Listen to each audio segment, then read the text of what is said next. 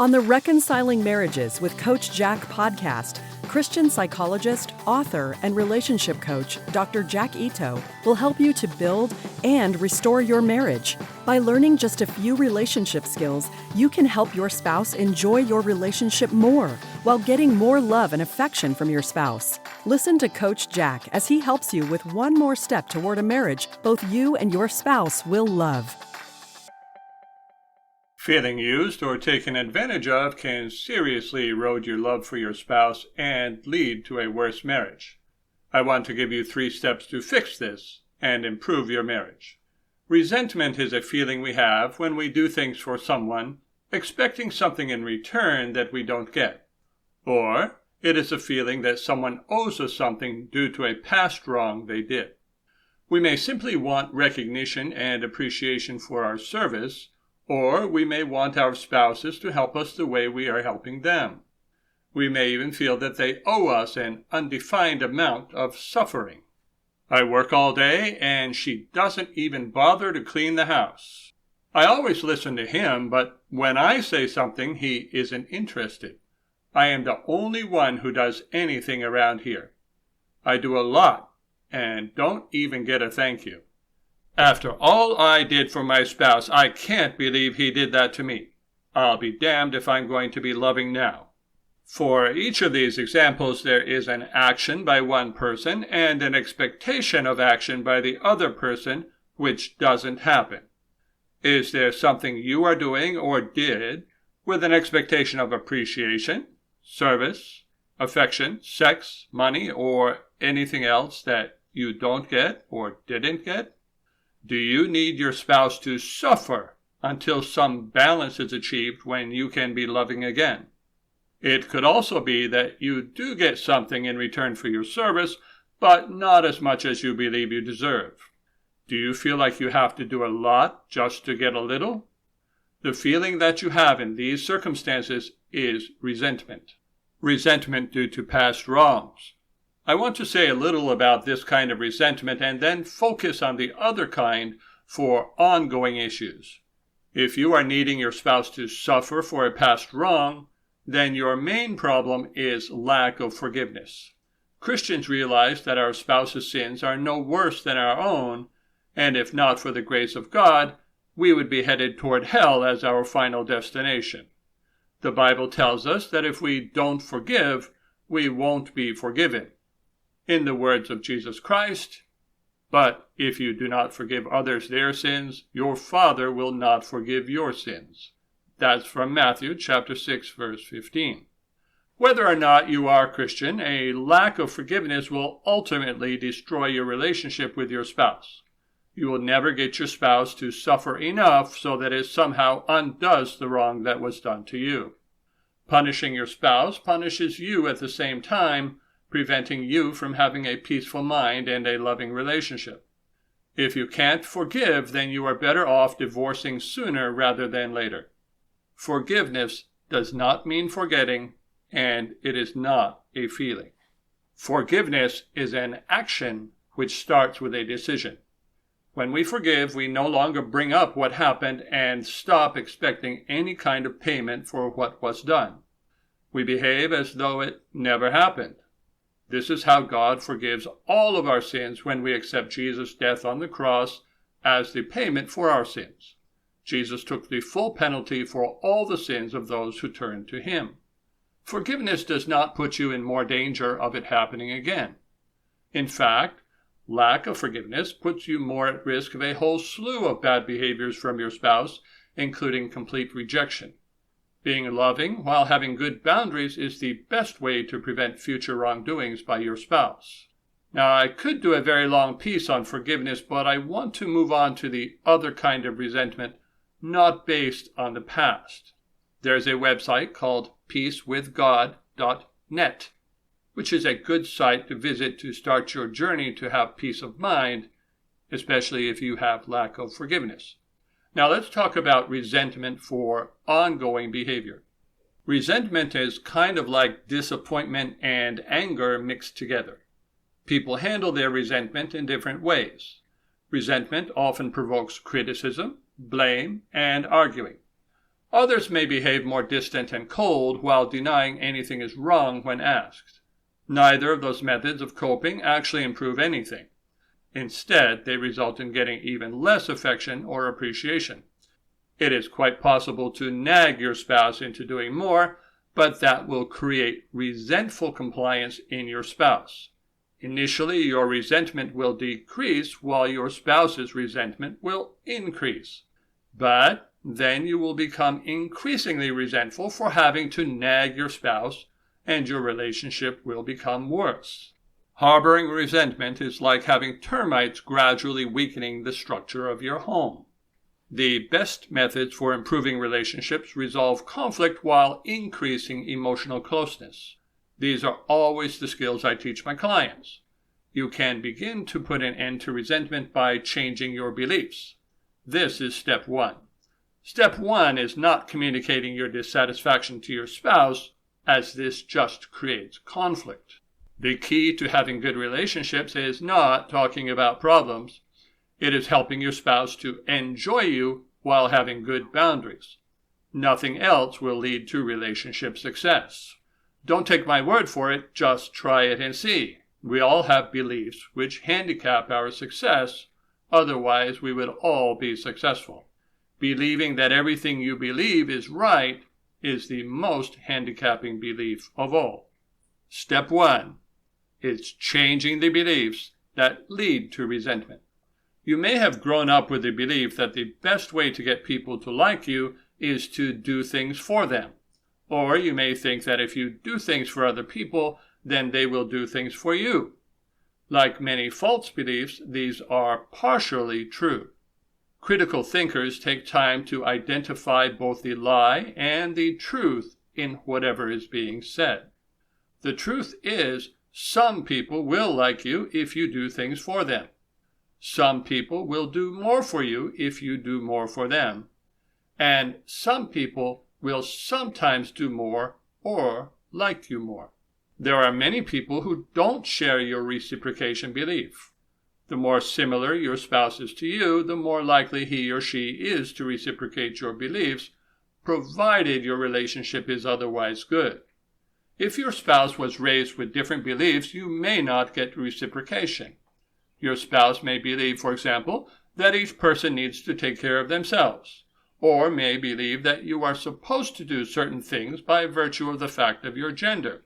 He or she may think, I shouldn't have to ask, or I shouldn't have to thank you, and so forth.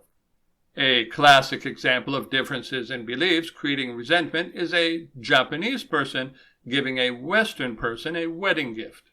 In Japan, the gift recipient is expected to return half the value of a gift to a relative and the full value of the gift to a friend. The Western person, on the other hand, is not likely to do more than give a thank you card. The differences in beliefs may make a Japanese friend resentful for only getting back a card and may even end the friendship. An explanation is not likely to be given, and the Western person may never be able to understand what happened. Such differences in expectations happen in marriages very often, even between people from the same culture. Cross-cultural marriages have a high failure rate due to the increased differences between husbands and wives. You need to change your beliefs to stop resenting your spouse. If your spouse is not giving you what you want in return for what you do, even if it is only appreciation, you need to change your belief. The word some is helpful in this case. Simply tell yourself, some people return service for service. Some people like you more if you do things for them. Some people will reciprocate if you give them something. By adding the word some, you will have made the belief completely true.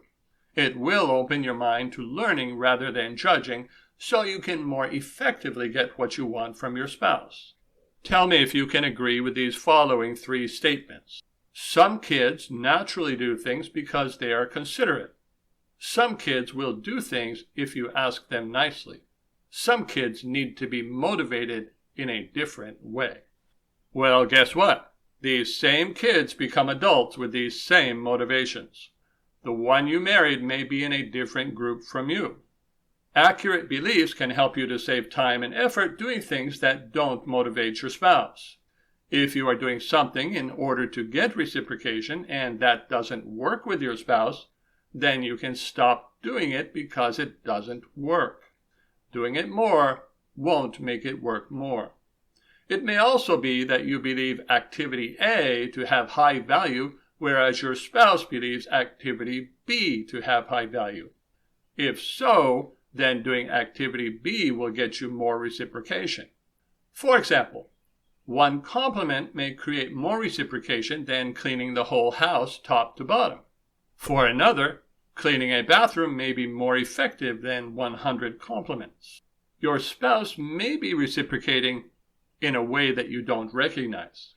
If your love language is words of affirmation, you may be expecting words of affirmation in exchange for saying nice things to your spouse.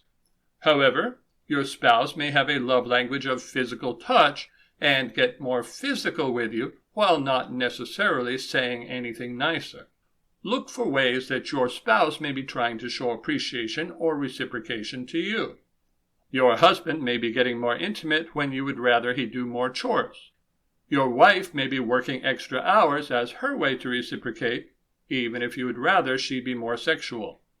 Recognizing your spouse's efforts are expressions of love, even if they are not in the way you would prefer, can help you to be less resentful. Change your beliefs about your spouse needing to reciprocate in the same way you do something. I am often teaching men that if they want to get more sex, they need to do more non-sexual things. The opposite could be said for many men. Step 2. Change your expectations to stop resenting your spouse. When we continue to take these same actions without getting good results, it means our expectations are off.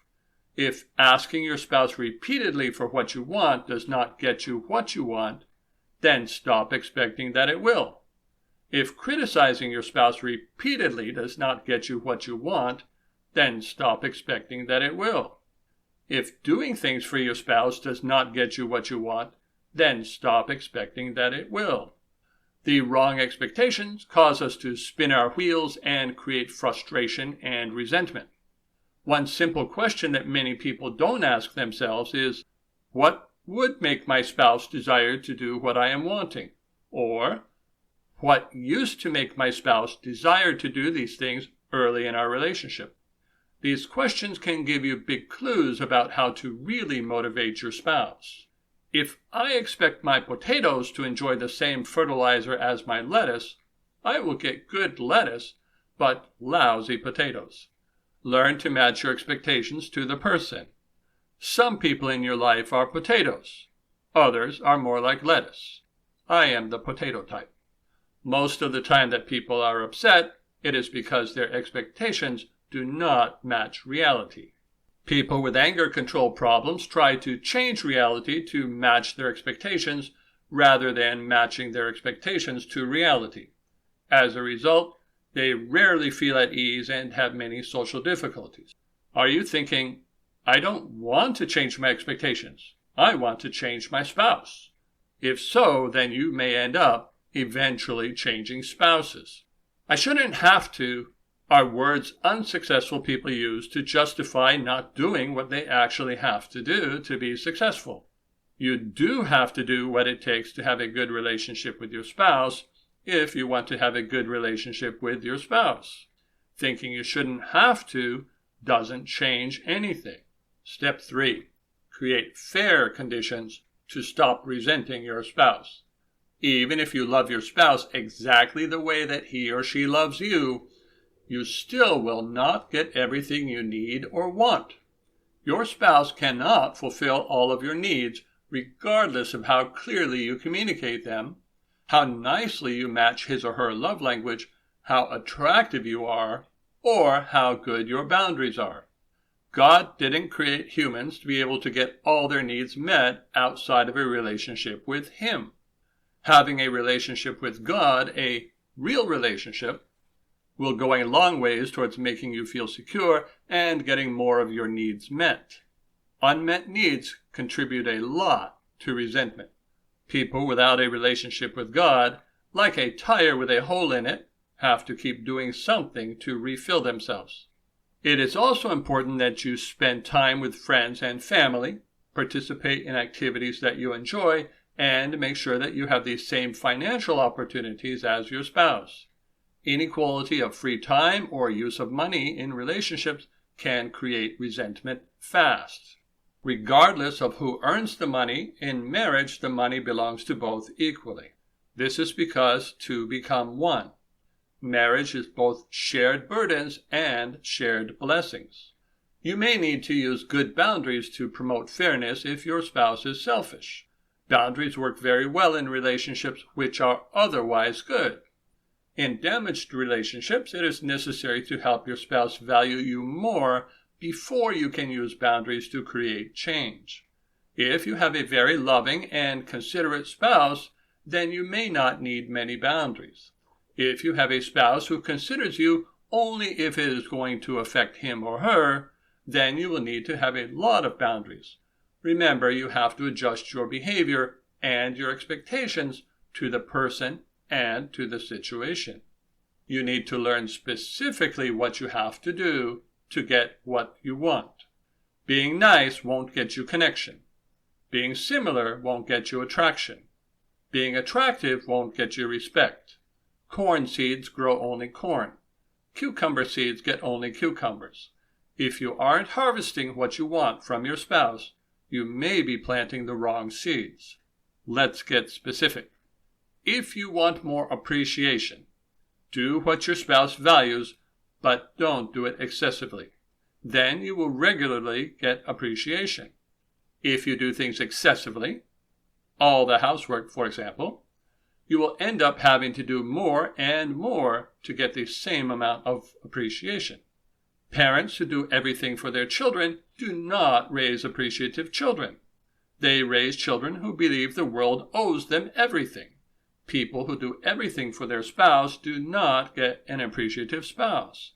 They get a less appreciative one. If you want more emotional closeness, then you need to be more similar and use good validation skills rather than doing things for your spouse. If you want more physical intimacy and you are a woman, you need to be sure to be desirable. If you are a man, you will need to be sure to be desirable and use good connection skills. If you want it all, then you need to do it all. The purpose of doing our fair share is never to get closeness. It is to prevent the resentment that will happen if we don't do our fair share. To get closeness means doing the same kind of things you did when you were single to help your spouse to enjoy your relationship. The purpose of boundaries is to create respect and to stop damaging relationship behaviors. While you still need to do your fair share and you still need to be desirable and validating, you will also need to have boundaries to get respect when you are being disrespected and to promote fairness when your spouse is being unfair. Dealing with resentment by arguing, complaining, nagging, or rejecting is like trying to grow a nice lawn by planting weeds. The more you do it, the worse it will get. If you are a weed planter in your relationship, get my book, Overcome Neediness and Get the Love You Want, to stop planting those weeds. Other help is also available. For 30 years, I've been helping people to be more desirable, create closer connections, and use good boundaries to improve their relationships faster than any other way. I have 2 coaching packages that you may like to check out. One is for being more desirable and creating a closer connection. The other is for learning to use good boundaries with a difficult spouse. You can see both on my website, CoachJackIto.com. Thank you for listening to Reconciling Marriages with Coach Jack. Visit CoachJackIto.com to learn more skills for reconnecting with your spouse and restoring your marriage.